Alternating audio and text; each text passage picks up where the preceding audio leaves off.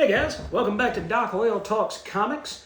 I know I'm getting this video out a little bit later. It's been a rough couple of days as far as trying to pick people up and get them moved logistically. It's just been kind of a nightmare. So didn't have a lot of energy this morning to do this video.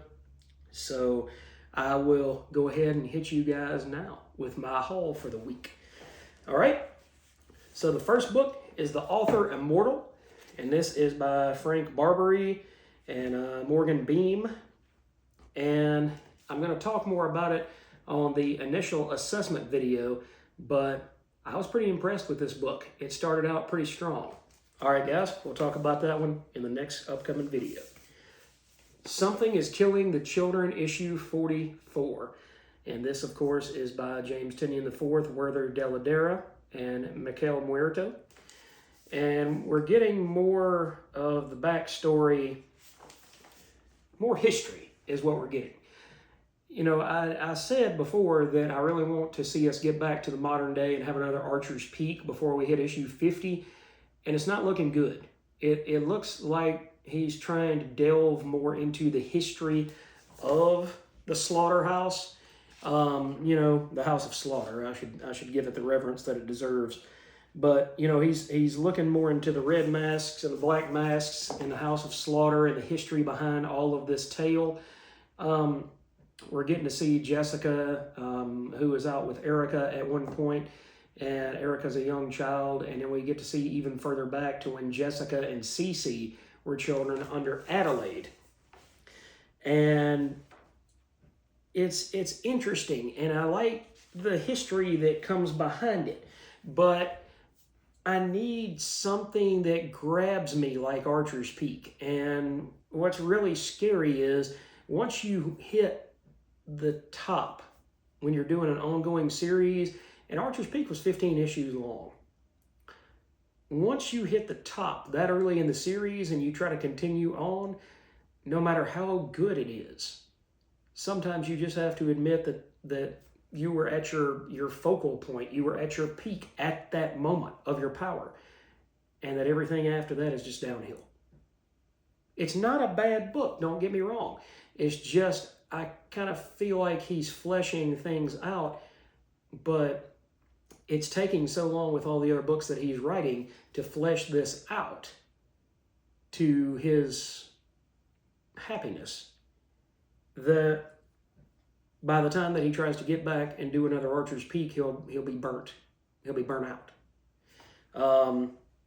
Werther Dell'Edera's artwork is amazing as always. You get to see all these emotions on the characters' faces. You're in a snowstorm here, whereas you're in a warm cottage or hotel right here. He's such a great artist. He conveys emotion. He conveys the feelings of being trapped, of being scared when the monsters are afoot. So it's a great book. And if you haven't read it, go back and read the first 15 issues in Volume 1. And then pick up Volume 2 and see if you kind of feel the same way that I do. See if he's kind of just spinning his wheels. And I'm not going to say retreading his greatest hit, because the stuff that came after Archer's Peak has been something different. But I just don't feel as though he's really going to get back to more modern tales. And when I first started reading this book and I got hooked by the Archer's Peak saga, then that's what I kind of expected out of each and every issue, was that we were going to get a monster, not of the week, but a monster, you know, that would take 10, 15 issues to hunt down and kill and get to the bottom of things. And like I said, I get that the House of Slaughter has been around for hundreds of years. And I love history as much as the next guy. But let's go ahead and jump into something new, guys. Let's stop with the history, let's stop with the backstory, and let's get back to something modern day with Erica. All right, we have The Walking Dead Deluxe, issue 122. This is Robert Kirkman and Charlie Adler with inks by Stefano Gaudini. Or Gaudino.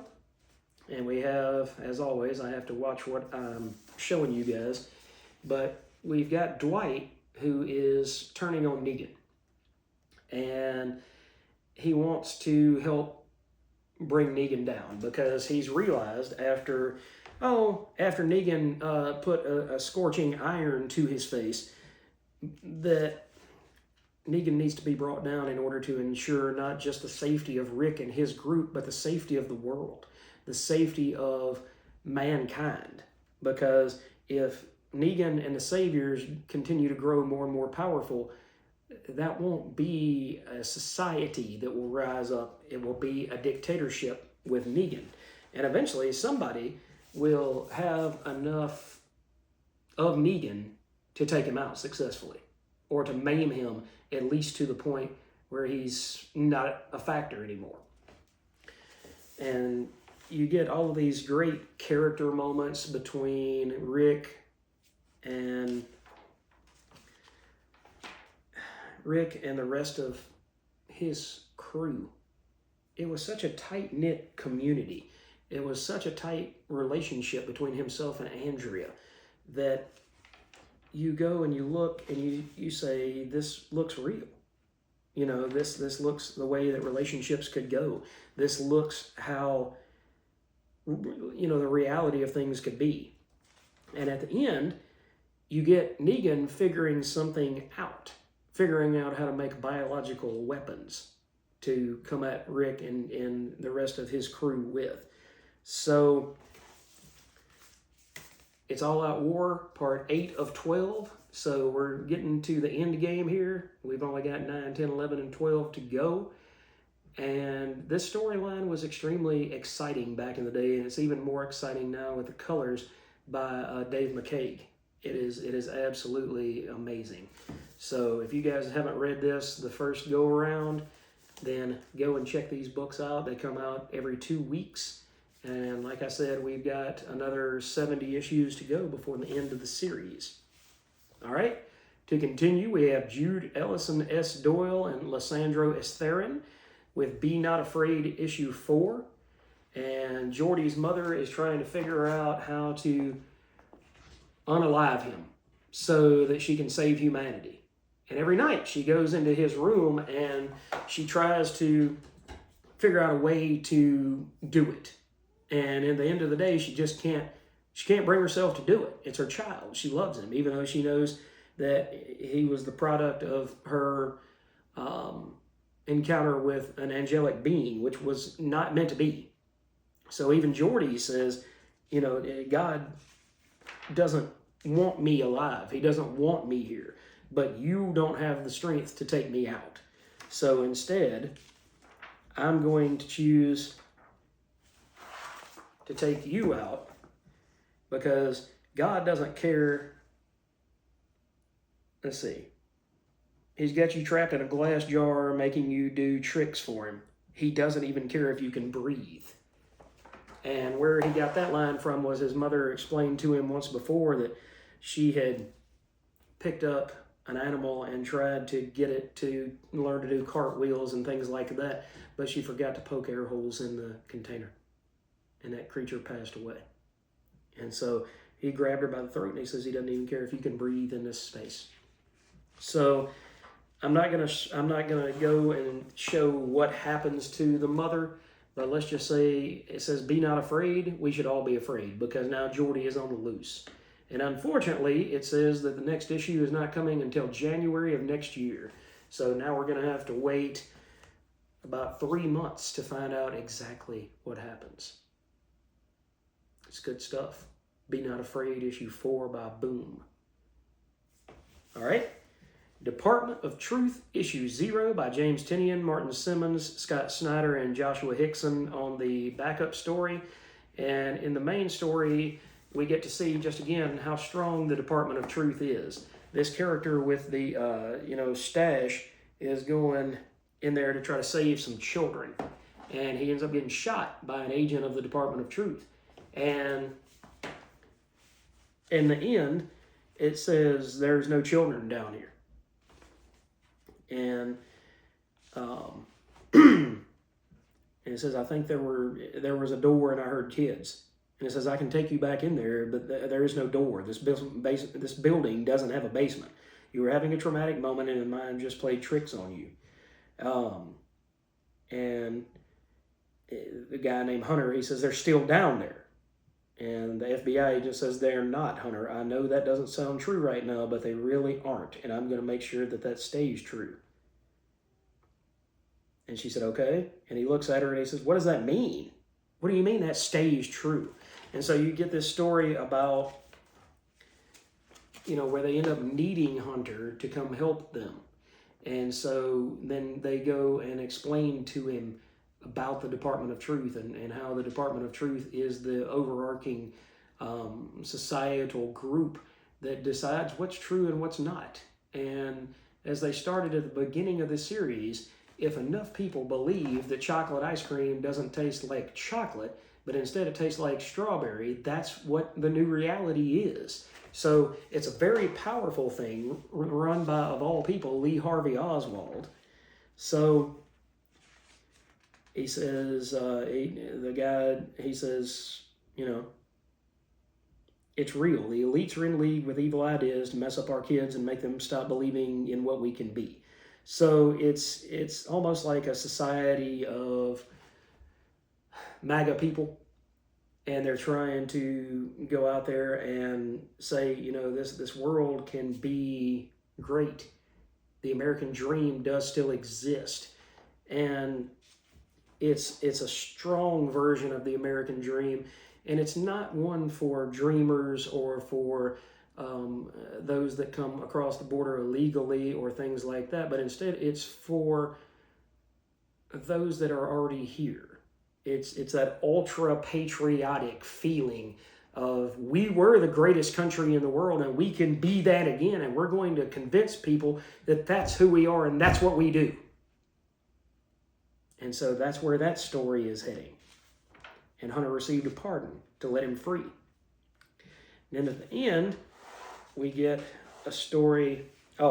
Here at the end, she takes him down and it says, the night you went into the tunnels, a story was being told all over the internet and people started to believe that story. That belief started to change things. And for a moment, a door existed that did not exist before. And he says, it's really here. And down here under the pizza shop, there were children there. Children that hadn't existed until good people like you believed that they existed. And he said, what happened to them? And the lady says, oh, honey, they killed them. They called them fictions and they pretended that they weren't real and they let them all die. And for years, I assumed they did that to anything that they thought was a fiction. But when we took control, do you know what I found deep in our basement? It says this twisted young lost soul was hiding the devil in Washington, D.C. right under our noses. So you get Hunter that's going to have to go out there and help them rebuild this society. And at the end of the book, you get Scott Snyder and Josh Hickson, and they tell a story about Elvis because Scott Snyder really, really, really loves Elvis. And so you have a FBI agent, and he goes to Graceland, of all places, and he walks inside. And as he walks inside, it says, there are signs you're near a wild fiction. Your eyes start to unfocus and your body registers a low vibrational hum. Confusion and disorientation, and with prolonged exposure, similar effects to severe burns, sunburns, or radiation poisoning. So somebody comes running out of there and says, praise Jesus, you can help him. Come this way. And so instead of helping her, then he gives her a shot to put her out cold. And he goes down into the basement and he sees something. And he says there's 3 types of fictions, and he says now there's a 4th type of fiction, a story that we can't contain. So it's going to be that Elvis was an alien, and that I don't know. I don't know where that's going to go from there, but it's exciting. It's exciting. I do thoroughly enjoy the Department of Truth, and I like that they're getting somewhere now. So it's awesome to see that all of the story coming together. It's great to see that. So that is the Department of Truth, issue 0. Book of the week, book of the month, book of the year. Rook Exodus number 7. We finally get a new issue of Rook Exodus. It's been almost a year, I think, since we had another issue. And you got Jeff Johns, Jason Fabok, Brad Anderson, and Rob Lee. And this artwork is absolutely stunning. Absolutely ridiculously stunning from Jason Fabok. You can tell that he loves the story that Jeff Johns is providing for him, that he's helping create this world. You can see that, this has got a fire lit under him that, as good as he was on Batman and a bunch of the other series that he's worked on, this brings it to a whole nother level between drawing these animals and these dire wolves and things like that, these elk. It's just, I don't know, it's excitement wrapped up into each and every issue, and it's some of the best stuff. So you've got Bloodhound, who is the father of Rook's best friend, who got murdered by a despo who had come from Earth to reclaim all of the helmets of all of the, what was the word? Can't remember, guys. I'm sorry. I keep wanting to say Carapace, but that is one of the main characters, so that's not right. So let's see.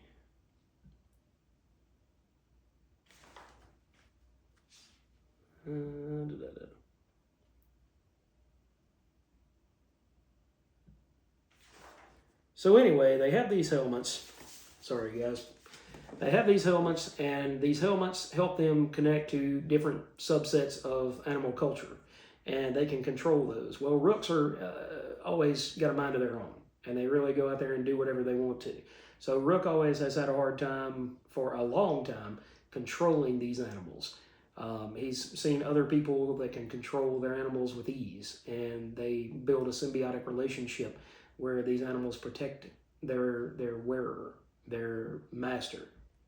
And he finally has gotten a handle on his own helmet. And so this female that he finds, she says, establishing connections with wardens, that's the term I was looking for. Wardens, one by one, there has to be a better way. And he said, none that we found so far. So they're looking for Bloodhound, the warden of wild dogs, and they said that he pretty much kind of got, and they say he's the only person that can fix the world engine and fix everything on Exodus. And she says, you don't understand, Rook. You mentioned my team that was with me, the other engineers. And she said, Bloodhound killed them. And so Donica goes to talk to her father. And she says, I'm here to help you. And he goes and attacks her anyway. And she says, I need to remove your helmet. And he ends up falling into a pit. And we get a new big bad. Ursal was defeated in the last issue. And he was the one that had come from Earth to try to take all the helmets from the wardens. And here we get something that is oddly close to what we're going to talk about in the next book. Guys, this is the book of the week. It's absolutely amazing from page to page to page. I can't recommend this enough. Go out there and get the first trade and then go pick up issue 7. You will not be disappointed. All right, and the last book we're going to talk about today is The Amazing Spider-Man issue 13 by Joe Kelly with Pepe Larraz as artist on this book. And I had fun with it, but it was kind of like, first of all, this seems like a symbiote costume on Peter. And I would think that after everything that Peter's been through with symbiotes before, that he would not let anything that was symbiote-like onto his body, no matter whether it ups him or not. But you get Rocket Raccoon, you get a bunch of different characters in here. It's kind of like when Jeremy Adams restarted Green Lantern.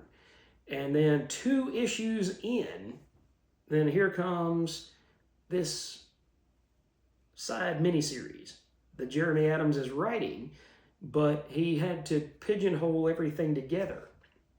And on the cover it says, feel the effects of Imperial. I don't want to feel the effects of Imperial. because I don't care about the cosmic stuff.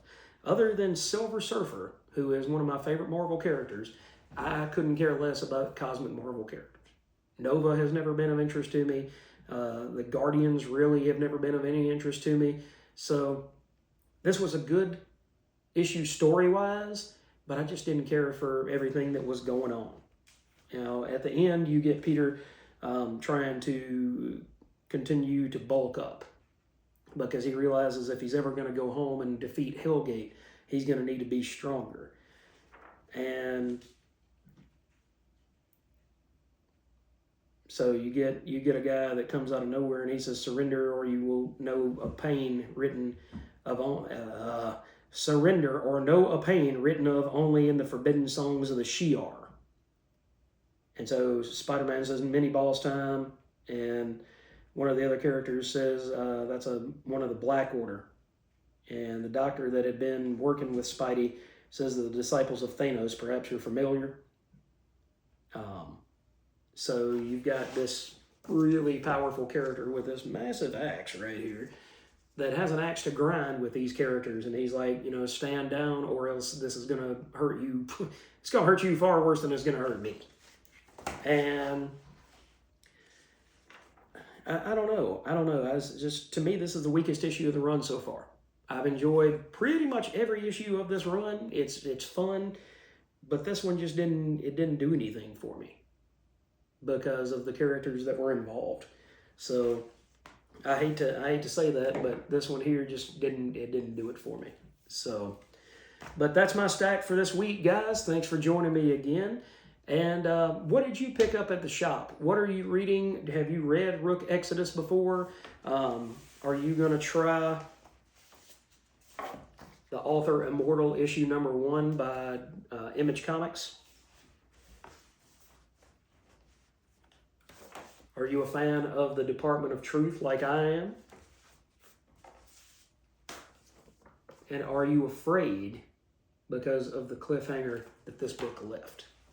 Let me know in the comments, guys. Thanks for watching. If you haven't subscribed yet and liked some of my videos, please go back and watch some of my videos. I try to bring you guys new content every single day of every single week.